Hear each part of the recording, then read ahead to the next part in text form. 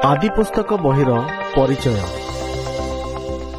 ମୋଶା ଆଦିପୁସ୍ତକ ବହିକୁ ସିନୟ ପ୍ରାନ୍ତରରେ ଖ୍ରୀଷ୍ଟପୂର୍ବ 1513ରେ ଲେଖିବା ଶେଷ କରିଥିଲେ। ମୋଶାଙ୍କ ଜନ୍ମ ଖ୍ରୀଷ୍ଟପୂର୍ବ 1593ରେ ହୋଇଥିଲା। ସେ ଜଣେ ଭବିଷ୍ୟତ ବକ୍ତା, ପଥ ପ୍ରଦର୍ଶକ, ବିଚାରକର୍ତ୍ତା, ଐତିହାସିକ ଓ ମଧ୍ୟସ୍ଥି ଥିଲେ। ସେ ବାଇବଲର ପଞ୍ଚଗ୍ରନ୍ଥ ବା ପ୍ରଥମ 5ଟି ବହି ଲେଖିଥିଲେ। ଏହାଛଡ଼ା ଆୟୁବ, ଗୀତ ସଂହିତା 90 ଓ ହୁଏତ ଗୀତ ସଂହିତା 91 ମଧ୍ୟ ଲେଖିଥିଲେ। ଆଦିର ଅର୍ଥ ହେଉଛି ଆରମ୍ଭ ବା ସୃଷ୍ଟି। ଏହି ବହିରେ କୁହାଯାଇଛି ଯେ ବିଶ୍ୱର ସୃଷ୍ଟି କିପରି ହେଲା ଏବଂ ପରମେଶ୍ୱର ଏହି ପୃଥିବୀକୁ ମଣିଷମାନଙ୍କ ରହିବା ପାଇଁ କିପରି ପ୍ରସ୍ତୁତ କଲେ। ଏଥିରେ ଏହା ମଧ୍ୟ କୁହାଯାଇଛି ଯେ ଇସ୍ରାଏଲ ଜାତିର କିପରି ଆରମ୍ଭ ହେଲା ଏବଂ ଏହି ଜାତି କିପରି ବଢ଼ି ବଢ଼ି ଗଲା ଖ୍ରୀଷ୍ଟପୂର୍ବ 1657ରେ ଯୋସେଫଙ୍କ ମୃତ୍ୟୁ ପର୍ଯ୍ୟନ୍ତ। ଆଦିପୁସ୍ତକ ବହିରେ 50ଟି ଅଧ୍ୟାୟ ଅଛି। 1 ଓ 2 ଅଧ୍ୟାୟ ସମୟର ଏକ ବିଶେଷ ଅବଧି ବିଷୟରେ କହେ, ଯାହାକୁ ଦିବସ କୁହାଯାଇଛି। ଆମେ ଦେଖୁ ପରମେଶ୍ୱର 6ଟି ଦିନରେ ଏହି ପୃଥିବୀରେ ଅନେକ କିଛି ସୃଷ୍ଟି କଲେ ଏବଂ ପ୍ରଥମ ମାନବ ଯୋଡ଼ା ଆଦମ ଓ ହବାକୁ ମଧ୍ୟ। ସେମାନଙ୍କୁ ପୃଥିବୀକୁ ପରିପୂର୍ଣ୍ଣ କରି ଏହା ଉପରେ ଅଧିକାର ରଖିବାର ଥିଲା। ସେମାନେ ଚିରଦିନ ପାଇଁ ବଞ୍ଚିଥାନ୍ତେ। 3 ଅଧ୍ୟାୟ କହେ ଏକ ସାପ ହବାକୁ ଈଶ୍ୱରଙ୍କ ଆଜ୍ଞା ନ ମାନିବା ପାଇଁ ପ୍ରଲୋଭିତ କରେ। ଆଦମ ମଧ୍ୟ ଈଶ୍ୱରଙ୍କ ଆଜ୍ଞା ଉଲ୍ଲଂଘନ କରେ, ଫଳରେ ସବୁ ମଣିଷମାନଙ୍କୁ ପାପ ଓ ମୃତ୍ୟୁ ମିଳିଲା। 6 ଅଧ୍ୟାୟରେ ଲେଖା ଅଛି, ଦୁଷ୍ଟ ସ୍ୱର୍ଗଦୂତମାନେ ମଣିଷ ଶରୀର ଧାରଣ କରି ସ୍ତ୍ରୀମାନଙ୍କ ସହ ଶାରୀରିକ ସମ୍ପର୍କ ରଖିଲେ। ସେମାନଙ୍କଠୁ ଜନ୍ମ ହେଉଥିବା ସନ୍ତାନମାନଙ୍କୁ ନେଫିଲିମ୍ କୁହାଗଲା। ଦୁଷ୍ଟତା ଅତି ବଢ଼ିଯାଇଥିଲା, ତେଣୁ ଈଶ୍ୱର ନିଷ୍ପତ୍ତି ନେଲେ ଯେ ସେ ଜଳପ୍ଲାବନ ଆଣି ପୃଥିବୀରୁ ସବୁ ପ୍ରାଣୀକୁ ବିନାଶ କରିବେ। ଯେହୋବା ନୋହଙ୍କ ଉପରେ ସନ୍ତୁଷ୍ଟ ଥିଲେ, ତେଣୁ ସେ ନୋହଙ୍କୁ ଏକ ଜାହାଜ ତିଆରି କରିବାକୁ କହିଲେ, ଯାହାଫଳରେ ତାଙ୍କ ପରିବାର ଓ ଭିନ୍ନ ଭିନ୍ନ ଜୀବଜନ୍ତୁଙ୍କ ଜୀବନ ରକ୍ଷା ହୋଇପାରନ୍ତା।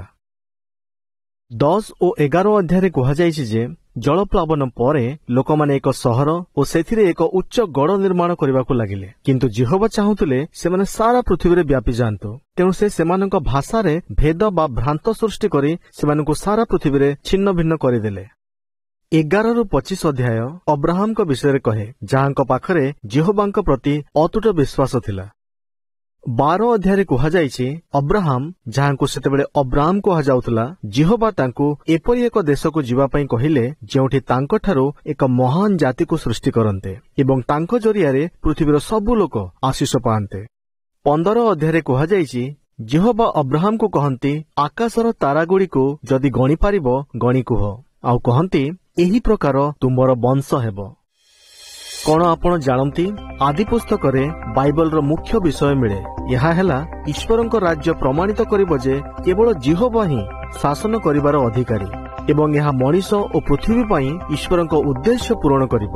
ଏହି ରାଜ୍ୟର ଶାସନ ଭାର ଏକ ବଂଶ ହାତରେ ଅଛି, ଯିଏ ଭବିଷ୍ୟତରେ ଜନ୍ମ ହୁଅନ୍ତି। ଏହି ବଂଶ ତାହାଙ୍କ କାମ ବିଷୟରେ ସର୍ବପ୍ରଥମେ ଆଦି ପୁସ୍ତକ 3:15 ପଦରେ କୁହାଯାଇଥିଲା। ପ୍ରକାଶିତ ବାକ୍ୟ କହେ, ଏହି ବଂଶ କିପରି ସେହି ପୁରାତନ ନାଗ ବା ଶୈତାନକୁ ବିନାଶ କରିବ ଏବଂ ଈଶ୍ୱରଙ୍କ ଆଜ୍ଞା ପାଳନ କରୁଥିବା ସବୁ ମଣିଷମାନଙ୍କ ପାଇଁ ଆଶୀଷ ଆଣିବ। 19 ଅଧ୍ୟାୟରେ ଲେଖା ଅଛି, ଈଶ୍ୱର ସଦୋମ, ହମୋରା ଓ ତା ଆଖପାଖର ସହରଗୁଡ଼ିକୁ ବିନାଶ କଲେ, କାରଣ ସେଠାରେ ଅନୈତିକ ଯୌନ ସମ୍ପର୍କ ଅତି ବଢ଼ିଯାଇଥିଲା। 22 ଅଧ୍ୟାୟରେ ଆମେ ଦେଖୁ, ଯେହୋବା ଅବ୍ରାହମକୁ କହନ୍ତି ଯେ ସେ ନିଜ ପୁତ୍ର ଇସାକଙ୍କ ବଳି ଚଢ଼ାନ୍ତୁ, କିନ୍ତୁ ଅବ୍ରାହମ ସେପରି କରିବା ସମୟରେ ଯେହୋବା ତାଙ୍କୁ ରୋକନ୍ତି ଏବଂ ଅବ୍ରାହମଙ୍କ ବଂଶ ବିଷୟରେ ଯେଉଁ ପ୍ରତିଜ୍ଞା କରିଥିଲେ ତାକୁ ପୁଣି ଥରେ ଦୋହରାନ୍ତି।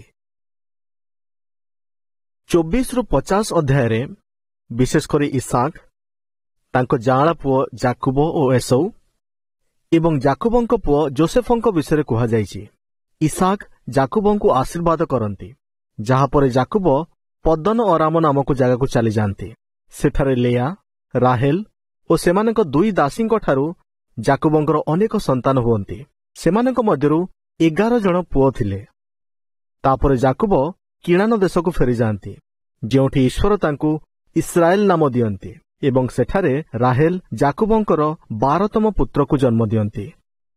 37ରୁ 41 ଅଧ୍ୟାୟ କହେ, ଜାକୁବଙ୍କ ପୁଅ ଯୋସେଫଙ୍କୁ 17 ବର୍ଷ ବୟସରେ ତାଙ୍କ ଭାଇମାନେ ବିକି ଦିଅନ୍ତି। ତାପରେ ସେ ମିଶର ଦେଶର ଫାରୋର ରକ୍ଷକ ସେନାପତି ପୋଟିଫରର ଦାସ ହୋଇଯାଆନ୍ତି ପରେ ପୋଟିଫରର ପତ୍ନୀ ତାଙ୍କୁ ପ୍ରଲୋଭିତ କରେ, କିନ୍ତୁ ଯୋସେଫ ସ୍ପଷ୍ଟ ମନା କରନ୍ତି। ସେ ଦୋଷ ଲଗାଏ ଯେ ଯୋସେଫ ତା ସହ ଦୁଷ୍କର୍ମ କରିବାକୁ ଚେଷ୍ଟା କଲେ ଏବଂ ଯୋସେଫଙ୍କୁ ଜେଲ ହୁଏ। ତାଙ୍କୁ 30 ବର୍ଷ ହେବା ପରେ ସେ ଈଶ୍ୱରଙ୍କ ପବିତ୍ର ଶକ୍ତି ସାହାଯ୍ୟରେ ଫାରୋର ସ୍ୱପ୍ନର ଅର୍ଥ ବୁଝାନ୍ତି। ଫଳରେ ଯୋସେଫଙ୍କୁ ଜେଲରୁ ମୁକ୍ତ କରିଦିଆଯାଏ ଏବଂ ସେ ମିଶର ଦେଶର ପ୍ରଧାନମନ୍ତ୍ରୀ ହୋଇଯାଆନ୍ତି। 42ରୁ 47 ଅଧ୍ୟାୟରେ କୁହାଯାଇଛି, ଯୋସେଫ ନିଜ ପରିବାର ସହ ପୁଣି ମିଶିଯାଆନ୍ତି ଏବଂ ସେମାନେ ମିଶର ଦେଶରେ ପରଦେଶୀ ଭାବେ ରହନ୍ତି। 49 ଅଧ୍ୟାୟରେ ନିଜ ମୃତ୍ୟୁ ପୂର୍ବରୁ କରିଥିବା ଯାକୋବଙ୍କ ଭବିଷ୍ୟତବାଣୀ ମିଳେ। ସେ କହିଲେ ଯେ ତାଙ୍କ ପୁଅ ଜିହୁଦାଙ୍କ ବଂଶରୁ ସିଲୋ ଅର୍ଥାତ୍ ପ୍ରତିଜ୍ଞା କରାଯାଇଥିବା ବଂଶ ଆସିବେ, ଯାହାଙ୍କର ସବୁ ରାଷ୍ଟ୍ର ଲୋକେ ଆଜ୍ଞା ପାଳନ କରିବେ। ଆଦି ପୁସ୍ତକ ବହି ପଢ଼ିବା ବେଳେ ଧ୍ୟାନ ଦିଅନ୍ତୁ ଯେ ମଣିଷମାନଙ୍କ ଉପରେ ଦୁଃଖ କଷ୍ଟ କାହିଁକି ଆସେ। ଈଶ୍ୱର କାହିଁକି କୁଳପିତାମାନଙ୍କ ଉପରେ ସନ୍ତୁଷ୍ଟ ଥିଲେ ଓ ସେମାନଙ୍କୁ ଆଶୀଷ ଦେଲେ। ଏବଂ ଜାଣନ୍ତୁ ଯେ ଜିହୋବା ଏହି ବିଶ୍ୱସ୍ତ ସେବକମାନଙ୍କୁ କରିଥିବା ପ୍ରତିଜ୍ଞାଗୁଡ଼ିକୁ ତାହାଙ୍କ ରାଜ୍ୟର ରାଜା ଯୀଶୁଖ୍ରୀଷ୍ଟ କିପରି ପୂରଣ କରିବେ।